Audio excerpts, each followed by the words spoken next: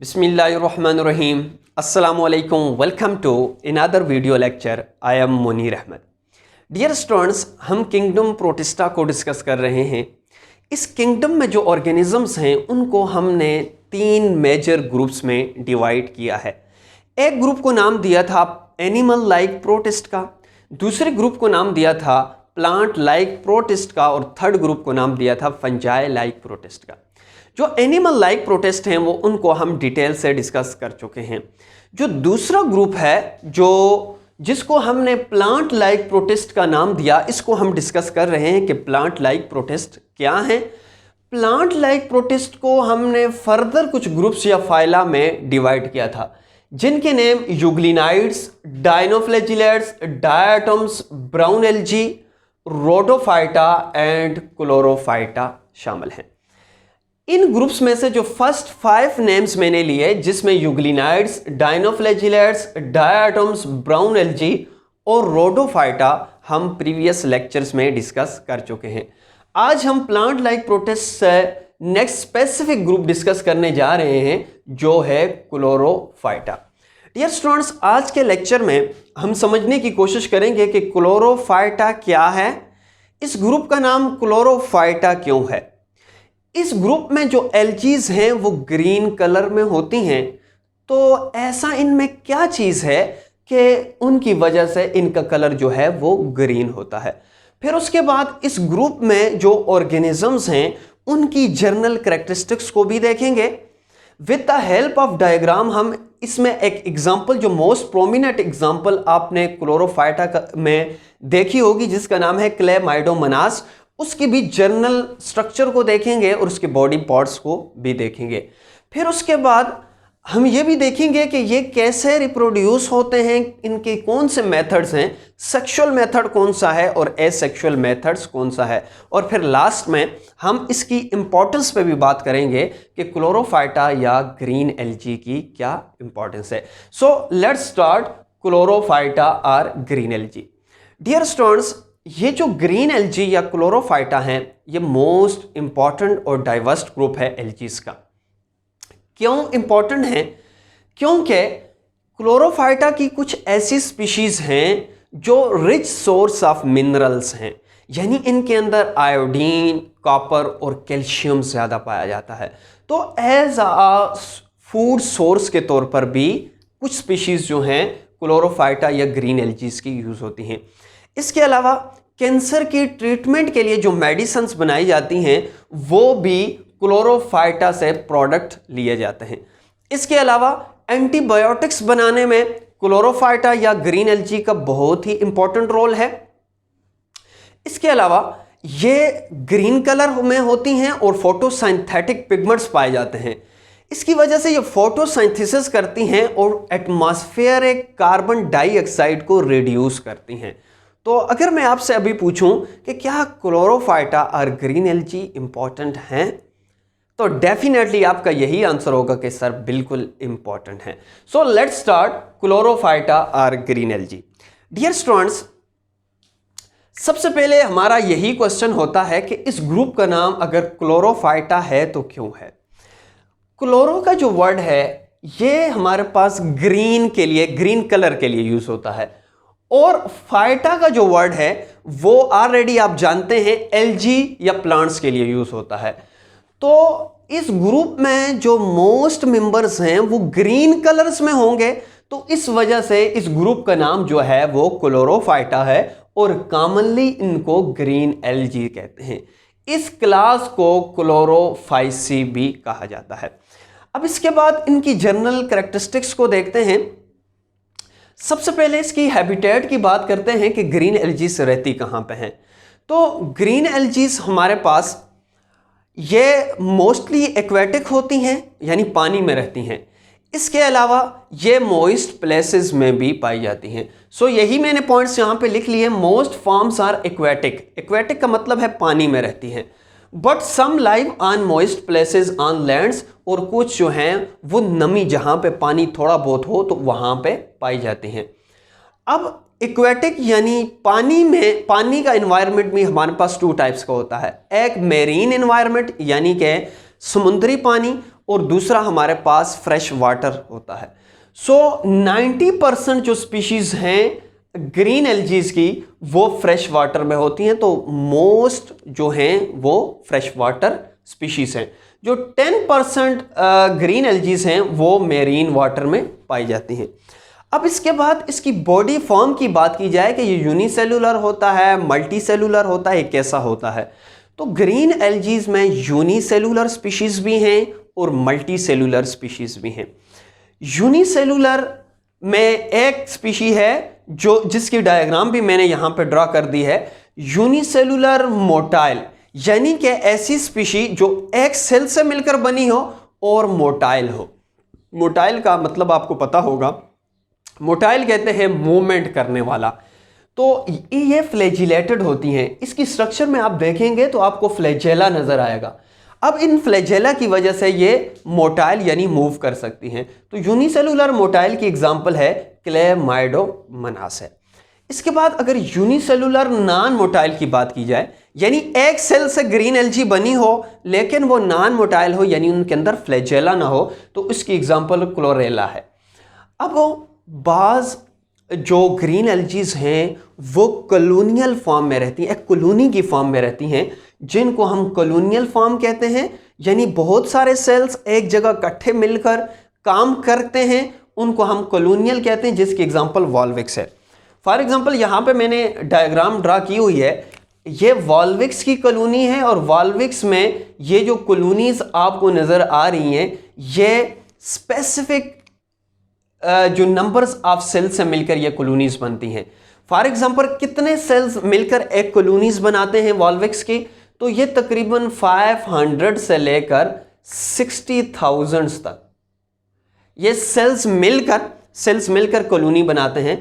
अब इन aggregation of many sales को हम क्या कहते हैं, सिनोबियम कहते हैं। तो एमसीक्यूज के लिए आपने याद रखना है, कॉमनली वॉल्विक्स की कॉलोनी को सिनोबियम कहते हैं। इसके बाद ये फिलामेंटस यानी लॉन्ग थ्रेड लाइक स्ट्रक्चर्स में भी पाई जाती हैं, जो अनब्रांच की एग्जांपल है स्पायरोगायरा और यूलोथ्रिक्स, इनकी एग्जांपल्स है। ये आपने अपने पास नोट भी करना है और एमसीक्यूज के लिए ये मोस्ट इंपॉर्टेंट है।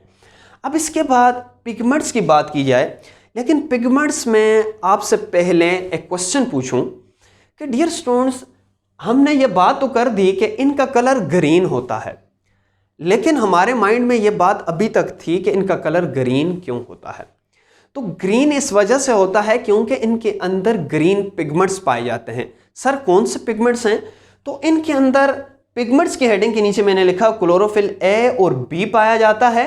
इस क्लोरोफिल ए और बी का कलर ग्रीन होता है और ये डोमिनेट पिगमेंट्स होते हैं इस ग्रुप में, तो इस वजह से इनका कलर जो है हमें ग्रीन दिखता है। इसके अलावा कैरोटीन और जेंथोफिल के पिगमेंट्स भी पाए जाते हैं। अब इसके बाद नेक्स्ट इंपॉर्टेंट पॉइंट की बात की जाए, सेल वॉल की बात की जाए, तो इनमें जो सेल वॉल है 2 लेयर होती है। इसका क्या मतलब है? फॉर एग्जांपल ये सेल है और सेल के बाहर आपको पता है जो आउटर मोस्ट बाउंड्री होती है उसको हम सेल वॉल कहते हैं। सो लेट्स सपोज कि ये वाली जो है मैं इसको सेल मेम्ब्रेन का नाम दे देता हूं और ये जो बाहर है इसको मैं सेल वॉल का नाम देता हूं। अब ये जो सेल वॉल है ये 2 लेयर से मिलकर बनती है। तो एक आउटर लेयर है, फॉर एग्जांपल इसको मैं आउटर लेयर का नाम देता हूं और इसको मैं इनर लेयर का नाम देता हूं। है सेल वॉल लेकिन 2 लेयर से मिलकर बनती है। तो यहां पे मैंने यही पॉइंट लिखा है कि इनकी जो सेल वॉल है made of 2 layered cell wall होती है। जो इनर लेयर होती है वो सेलुलोज से मिलकर बनती है। ये आपने अपने पास एमसीक्यूज के लिए नोट करना है। जो आउटर लेयर है वो पेक्टोज से मिलकर बनती है। अब इसके बाद इनमें अगर स्टोरेज की बात की जाए कि इनके अंदर कौन से एज अ फूड कौन सा स्टोरेज प्रोडक्ट है, तो स्टोरेज में स्टार्च और पायरिनाइड स्टार ग्रेन्यूल्स पाए जाते हैं। इसके अलावा इनकी बॉडी में पायरिनाइड्स पाए जाते हैं। अब जो स्पीशीज मोटाइल होंगी उनके अंदर फ्लैजेला भी पाया जाता है और जो स्पीशीज मोटाइल नहीं होती, नॉन मोटाइल होती, उनके अंदर फ्लैजेला एब्सेंट होता है। तो यहां पे मैंने फ्लैजेला के पॉइंट्स में लिख लिया कि flagella present in motile form में जो फ्लैजेला है वो प्रेजेंट होगा। अब यहां पे एक इंपॉर्टेंट और कंसेप्चुअल क्वेश्चन बनता है, वो ये है कि सर ये जो पिगमेंट्स आपने बताए जो ग्रीन एल्गी में कि क्लोरोफिल ए भी पाया जाता है, क्लोरोफिल बी भी पाया जाता है, और इनके अंदर आप डायग्राम में देखेंगे क्लोरोप्लास्ट भी है जिसके अंदर ये क्लोरोफिल है। इसके अलावा ग्रीन एल्गी में सेल वॉल भी है और ग्रीन एल्गी में स्टोरेज प्रोडक्ट स्टार्च भी है। तो सर हमें ये बताएं कि क्या ये जो सेल वॉल जो सेलुलोज से मिलकर बनी है और क्लोरोफिल ए और बी जो है, इसके अलावा जो स्टार्च है, ये तो हमारे पास जो लैंड प्लांट्स हैं उनके अंदर भी तो यही होते हैं। तो डेफिनेटली ये स्टार्च, क्लोरोफिल ए और बी की स्ट्रक्चर, क्लोरोप्लास्ट, ये सारे के सारे जो हायर प्लांट्स हैं, जो लैंड प्लांट्स हैं, उनके अंदर भी होते हैं। तो अब इस पॉइंट से हमें यह अंदाज़ा होता है और मोस्टली जो साइंटिस्ट हैं वो अब ये कंसिडर कर रहे हैं कि ये जो एल्गी है, ग्रीन एल्गी है, यही एडॉप्ट हुई और एडॉप्ट होकर लैंड्स प्लांट्स बन गए। तो इस वजह से ग्रीन एल्गी को इन सिमिलरिटीज़ की बेस पे जो लैंड प्लांट्स के साथ हैं, तो ये कहा जाता है कि ग्रीन एल्गी एंसेस्टर हैं लैंड प्लांट्स के, यानी कि जो लैंड प्लांट्स हैं उनके आबाओ अजदाद ग्रीन एल्गी हैं। ग्रीन एल्गी से ही लैंड प्लांट्स इवॉल्व हुए हैं। तो इसी वजह से मैंने यहाँ पर पॉइंट लिख लिया, ancestor of land plants, green algae को कंसिडर किया जाता है ancestor of land plants because they have similarities with land plants. कौन सी सिमिलरिटीज? सेल वॉल सेलुलोज है, इसके अंदर भी स्टार्च, और लैंड प्लांट्स के अंदर भी स्टार्च, इसके अंदर भी क्लोरोफिल ए, क्लोरोफिल बी और क्लोरोप्लास्ट की स्ट्रक्चर सेम, और लैंड प्लांट्स के अंदर भी क्लोरोफिल। तो इस वजह से इसको कंसिडर किया जाता है। अब इसके बाद एक एग्जाम्पल मैंने यहाँ पे लिख ली है ग्रीन प्लांट्स की, जो यूनिसेलुलर मोटाइल है जिसका नाम है क्लेमाइडोमोनास। अगर क्लेमाइडोमोनास की जर्नल स्ट्रक्चर की बात की जाए तो क्लेमाइडोमोनास की एक सबसे बाहर वाली लेयर आपको नजर आएगी जिसको मैंने ब्लैक से रिप्रेजेंट किया हुआ है। ये जो ब्लैक कलर की मैंने लेयर बनाई हुई है इसको हम कहते हैं cell wall. So outermost boundary क्या है? सेल वॉल है। सेल वॉल के अंदर एक और मेम्ब्रेन होती है जिसको हम सेल मेम्ब्रेन कहते हैं। अगर इसके साइटोप्लाज्म में बात की जाए तो साइटोप्लाज्म में large cup shape green colour का आपको कोई ऑर्गेनेलिज नजर आ रही होगी। इस ग्रीन कलर और कप शेप और लार्ज स्ट्रक्चर को हम क्लोरोप्लास्ट कहते हैं। अब इसके अलावा एक न्यूक्लियस भी मौजूद होता है। अब इस क्लोरोप्लास्ट के अंदर स्टार्च ग्रेन्यूल्स मौजूद होते हैं जो अभी हमने बात की फूड स्टोरेज में, और इसके अलावा पायरिनाइड्स भी मौजूद होती है। इसके इंटीरियर एंड पे कंट्रेक्टाइल वैक्यूल्स दो मौजूद होते हैं, और कंट्रेक्टाइल वैक्यूल्स का फंक्शन आपको पता है कि ऑस्मो रेगुलेशन का काम है। जब इसकी बॉडी के अंदर वाटर ज़्यादा हो जाता है तो वाटर को रिमूव करने के लिए यूज़ होता है। इसके अलावा इसकी बॉडी में दो फ्लैजेला इंटीरियर एंड से निकले होते हैं, ऊपर वाले एंड से टू, और ये दो फ्लैजेला जो होते हैं ये इक्वल इन साइज होते हैं। अब इसके बाद इसकी रिप्रोडक्शन की बात की जाए कि ग्रीन एल्गी कैसे रिप्रोड्यूस होते हैं, तो green algae mainly two method से रिप्रोड्यूस होते हैं। एक को एसेक्सुअल मेथड कहते हैं और एक को सेक्सुअल मेथड कहते हैं। एसेक्सुअल मेथड में जूस्पोर्स बनेंगे और सेक्सुअल मेथड में फर्दर 3 टाइप्स हैं, जिसमें एक को हम कहते हैं आइसोगेमस, दूसरे को कहते हैं एनाइसोगेमस और थर्ड को कहते हैं oogamous। मुझे पता है कि अभी आपके माइंड में ये क्वेश्चन आ चुका है कि सर एसेक्सुअल रिप्रोडक्शन में ये जूस्पोर्स क्या है, इनका मतलब क्या है। तो पहले मैं एसेक्सुअल को जनरली बताता हूँ कि एसेक्सुअल रिप्रोडक्शन कैसे होती है ग्रीन एल्गी में, फिर उसके बाद में ये सेक्सुअल में रिप्रोडक्शन का मेथड आपको समझाने की कोशिश करूंगा। So let's start asexual method की पहले बात करते हैं कि एसेक्सुअल मेथड कैसे होता है। फॉर एग्जाम्पल ये हमारे पास मौजूद है क्लेमाइडोमोनास, और क्लेमाइडोमोनास जो है वो एसेक्सुअल मेथड से भी रिप्रोड्यूस हो सकता है और सेक्सुअल मेथड से भी रिप्रोड्यूस हो सकता है। अब ये क्लेमाइडोमोनास ने जब एसेक्सुअल रिप्रोडक्शन करनी होती है तो ये अपने जो फ्लैजेला हैं और अपने जो कंट्रेक्टाइल वैक्यूल जो हमने इधर डिस्कस किए हैं इनको लॉस कर देता है। लॉस करने के बाद बाकी जो हमारे पास ये जो स्ट्रक्चर बच जाती है इसको हम सिंपली प्रोटोप्लाज्म कहते हैं। तो यहां पे मैं प्रोटोप्लाज्म लिख लेता हूं। अब ये प्रोटोप्लाज्म क्या करेगा, माइटोटिक डिवीजन करेगा और माइटोटिक डिवीजन करने के बाद अपनी बॉडी के अंदर स्पोर्स बनाएगा। अब ये जो स्पोर्स होंगे, ये बॉडी अब रप्चर होगी यानी फट जाएगी और अंदर से जो स्पोर्स निकल जाएंगे। अब ये स्पोर्स, ये लेट्स सपोज ये बाहर आ गए, और जब ये स्पोर्स बाहर आए तो बाहर आने के बाद इन स्पोर्स को हमने नाम दे दिया जू स्पोर्स का। अब ये जू स्पोर्स दोबारा से डिवेलप होंगे और डिवेलप होकर एक दोबारा से ये एडल्ट बॉडी बना देंगे या क्लेमाइडोमोनास बना देंगे। अब ये जो क्लेमाइडोमोनास है ये भी हैप्लॉइड है। अब ये जो स्पोर्स हैं ये भी हैप्लॉइड है और हमारे पास ये जू स्पोर्स हैं ये भी हैप्लॉइड है और दोबारा से यही बॉडी बन जाती है। क्लियर है? लेकिन यहाँ पे मुझे सिर्फ ये बताना है कि ये हमने एसेक्सुअल मेथड का जर्नल मैंने आपको व्यू बता दिया, तो क्या यहाँ पे किसी भी जगह पे गेमीट्स की बात आई? क्या यहाँ पे किसी भी जगह पे गेमीट्स की फ्यूजन की बात आई? नहीं आई। तो इस वजह से हमने इसको एसेक्सुअल का नाम दिया। अब जब हम सेक्सुअल मेथड को डिस्कस करेंगे तो सेक्सुअल मेथड में हम गेमीट्स की भी बात करेंगे और फर्टिलाइजेशन की भी बात करेंगे और जाइगोट की भी बात करेंगे। अब for example sexual reproduction green algae में या क्लेमाइडोमोनास में कैसे होती है, इसकी जनरल व्यू मैंने बता दिया। अब ये हमारे पास क्लेमाइडोमोनास है, उसी तरह जब क्लेमाइडोमोनास ने सेक्सुअल रिप्रोडक्शन भी करनी होती है तो अपने जो फ्लैजेला है, कंट्रैक्टाइल वैक्यूल है, इनको लॉस कर देता है। लॉस करके ये स्ट्रक्चर बन जाती है जिसको हम सिंपली प्रोटोप्लाज्म कहते हैं, जिसमें साइटोप्लाज्म और न्यूक्लियस वगैरह है। अब ये माइटोटिक डिवीजन करेगा और डिवीजन करने के बाद अपने अंदर गेमीट्स डेवलप करेगा। अब ये जो स्ट्रक्चर बनी है, अब ये रप्चर होगी और रप्चर होने के बाद ये जो अंदर गेमीट्स बने हैं ये गेमीट्स बाहर आएंगे। जब बाहर आएंगे तो इनके अंदर ये फ्लैजेला डेवलप हो चुके होंगे। अब ये भी गेमीट्स मैंने यहां पे लिख लिए, ये सारे क्या हैं? गेमीट्स हैं। अब ये जो गेमीट्स होते हैं ये सेम साइज के होते हैं। एक गेमीट फॉर एग्जांपल ये है और दूसरा गेमीट ये है, ये दोनों आपस में फर्टिलाइजेशन करेंगे। अब ये दोनों गेमीट्स मॉर्फोलॉजिकली साइज के लिहाज से, शेप के लिहाज से सेम होते हैं। इस वजह से हम इसको सेक्सुअल मेथड में आइसोगेमस कहते हैं। आइसो मीन सेम और गैमस मीन गेमीट्स।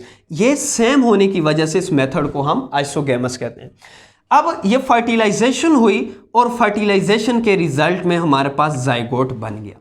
लेकिन मुझे ये बताना है ये जो गेमीट्स बने ये डिप्लॉइड होंगे या हैप्लॉइड होंगे? तो डेफिनेटली आप कहेंगे कि सर ये हैप्लॉइड होंगे। अब ये दो जब हैप्लॉइड मिलेंगे, फॉर एग्जांपल ये भी हैप्लॉइड है और ये भी हैप्लॉइड है, जो हमारे पास जाइगोट बनेगा वो हैप्लॉइड होगा या डिप्लॉइड होगा? तो डेफिनेटली आपका यही आंसर होगा कि सर एन और एन यानी हैप्लॉइड और हैप्लॉइड मिले हैं, तो मिलने के बाद जो जाइगोट बना है वो डेफिनेटली डिप्लॉइड होगा। क्लियर है? क्योंकि दो सेट्स आपस में मिल गए हैं। अब ये जो जाइगोट बना है इसके साथ 4 फ्लैजेला होंगे। ये 4 फ्लैजेला कहां से आ गए?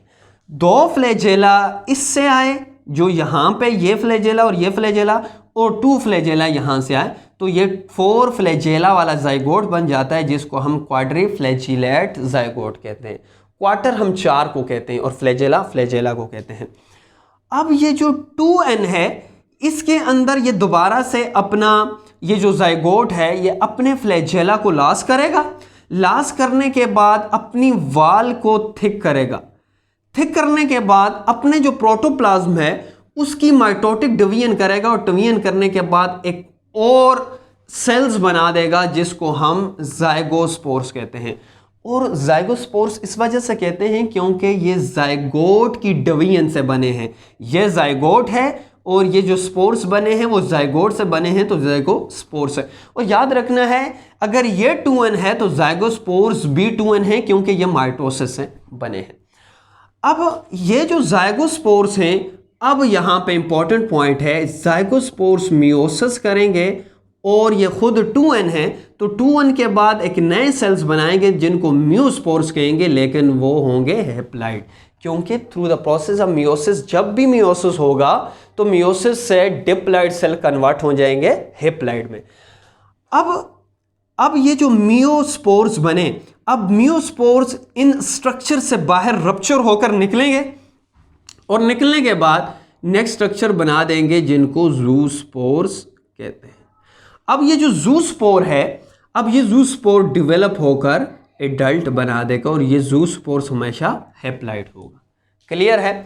तो ये इसकी कुछ जर्नल सी मैंने आपको डायग्राम से समझाने की कोशिश की कि सेक्सुअल रिप्रोडक्शन और एसेक्सुअल रिप्रोडक्शन क्या है।